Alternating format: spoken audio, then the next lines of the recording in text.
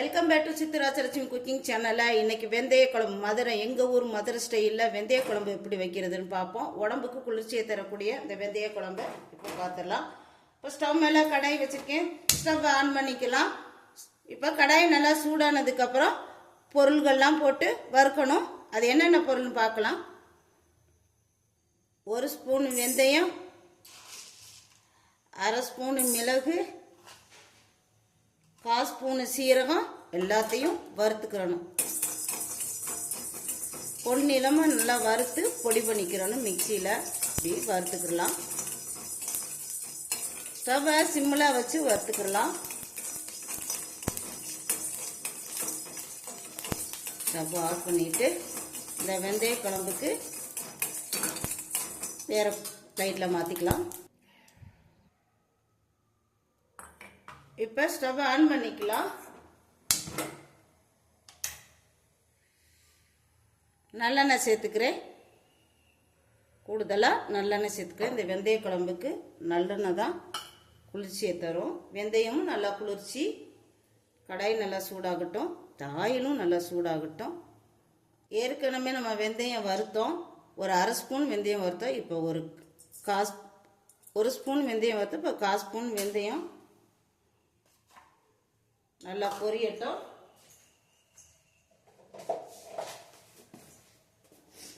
ஒரு ஸ்பூன் வெந்தயமும் 1/4 ஸ்பூன் நம்ம வறுக்கிறதுக்கு 1 ஸ்பூன் வெந்தயம் வறுத்தோம். இப்போ தாளிப்புக்கு 1/4 ஸ்பூனு போட்டுக்கோங்க.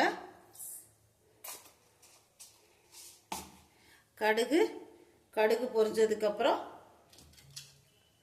நல்லா பொரியட்டும். இந்த வெந்தய குழம்பு நல்லா உடம்புக்கு நல்லதுங்க. சூட்டை குறைக்கும்.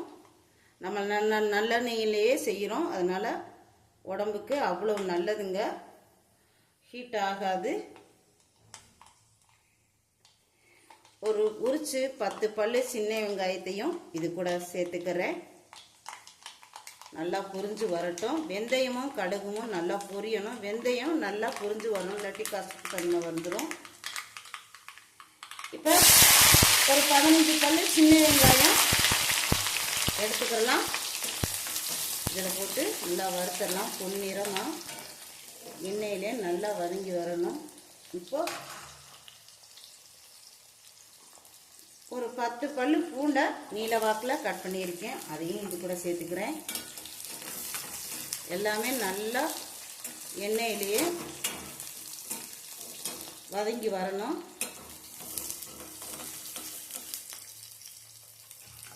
இப்போ இது கூட பொடியாக நறுக்குனா பெரிய வெங்காயம், ஒரே ஒரு பெரிய வெங்காயம் அதையும் சேர்த்துக்கிறேன். இது கூட கருவேப்பிலை தலையும் கழுவி கருவேப்பிலை தலையும் சேர்த்துக்கலாம். சேர்த்துட்டு ஸ்டவ்வை சிம்மில் வச்சுக்கோங்க. நல்லா வதக்கி விட்டுலாம். இந்த எண்ணெயிலேயே நல்லா வதங்கி வரணும்.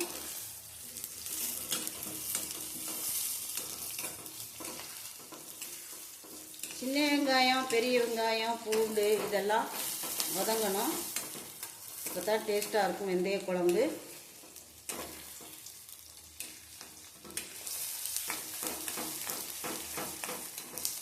ஸ்டவ்வை சிம்மில் வச்சுட்டு வெந்தய குழம்பு வைக்கலாம்.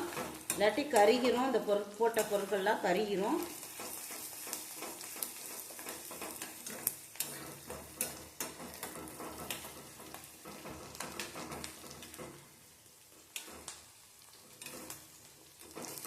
வதங்கட்டும். இப்போ சின்ன வெங்காயம் பூண்டு நல்லா வதங்கிருச்சு. ஒரே ஒரு கழுவி கட் பண்ண தக்காளியை இது கூட சேர்த்துக்கலாம்.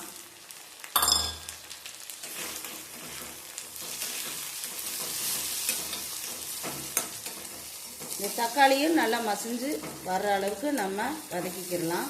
எண்ணெயிலே நல்லா வதக்கிடலாம்.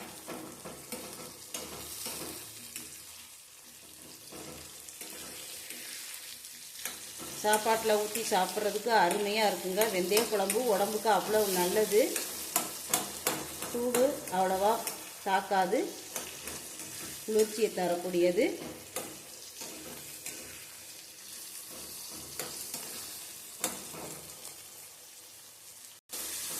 தக்காளி நல்லா குலைவாக மசிச்சு வந்ததுக்கப்புறம் நல்லா வெந்ததுக்கப்புறம் ஒரு லெமன் சைஸு புளியை நல்லா கரைச்சி வச்சுருக்கேன். கரைச்சி ஃபில்ட்ரு பண்ணி எடுத்து வச்சுருக்கேன். கல் தூசி எதுவும் இல்லாமல் ஃபில்ட்ரு பண்ணி எடுத்து வச்சுருக்கேன். அதுக்கு இது கூட சேர்த்துக்கலாம். நல்லா தக்காளி குலைவாக வந்துருச்சு. இப்போ குழம்பு தூள் சேர்த்துக்கலாம். இந்த அளவுக்கு இருக்கணும்.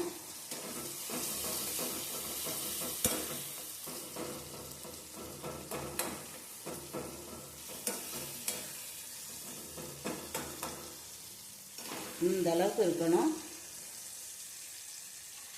இது கூட வீட்டில் அரைச்ச 2 ஸ்பூனு குழம்பு தூள் சேர்த்துக்கிறேன். ஸ்டவ்வை சிம்மில் வச்சுக்கோங்க. இது கூட 1 ஸ்பூனு காரத்தூள் சேர்த்துக்கோங்க. மஞ்சத்தூள் கலந்து விட்டுடலாம்.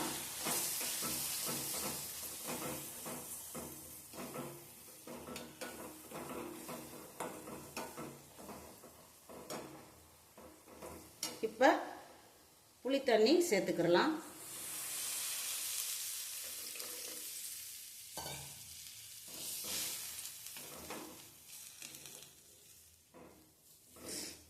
நல்லா கலந்து விட்டுட்டு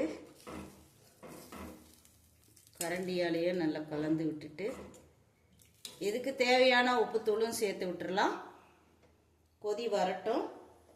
தேவையான உப்புத்தூளையும் சேர்த்து விட்டுறலாம்.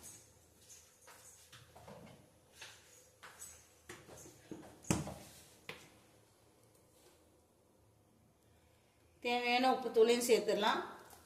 நம்ம வறுத்த பொருள்களையும் மிக்சி ஜாரில் சேர்த்து பொடி பண்ணி எடுத்துட்டு வந்துடலாம். கொதிக்கிறதுக்குள்ளேயும்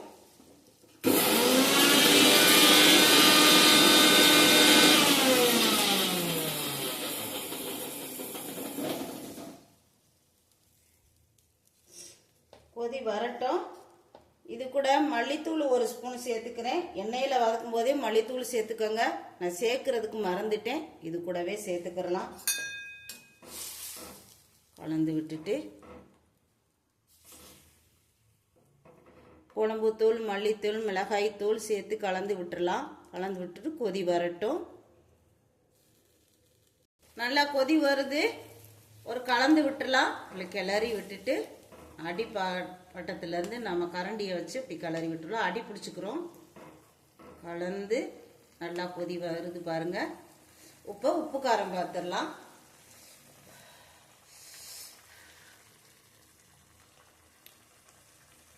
செம்ம டக்கராக இருக்குங்க. நம்ம வெந்தயம் சேர்த்துனால கசப்பு தன்மையெல்லாம் இருக்காது. நம்ம வறுத்து தான் பொடி பண்ணோம். இதுக்கு பேரே வெந்தய குழம்பு. கசப்புலாம் இருக்காது. அவ்வளோ ஒரு அருமையாக இருக்குங்க. உடம்புக்கு குளிர்ச்சியை தரக்கூடியது. சாப்பாட்டில் போட்டு சாப்பிடலாம். அதுக்கு சைடிஷ் தொட்டுக்கிறது பார்த்தீங்கன்னா ஒரு அப்பளம் இருந்தால் போதும்.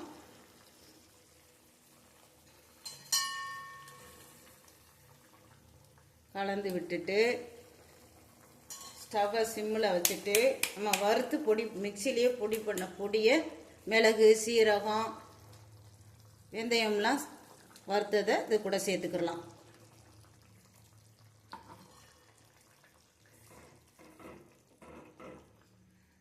கலந்து விட்டுட்டு